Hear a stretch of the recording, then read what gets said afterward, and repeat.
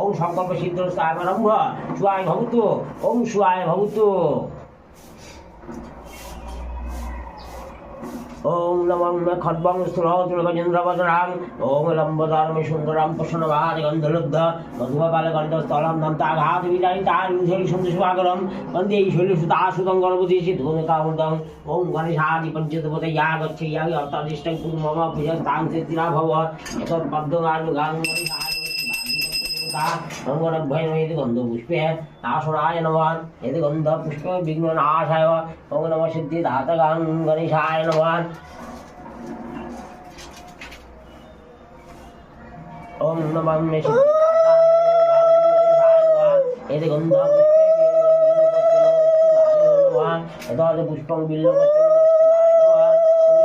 पंचदेवताय नमः यदि गन्धपुष्पे तुलसीपत्रे नमः नारायणाय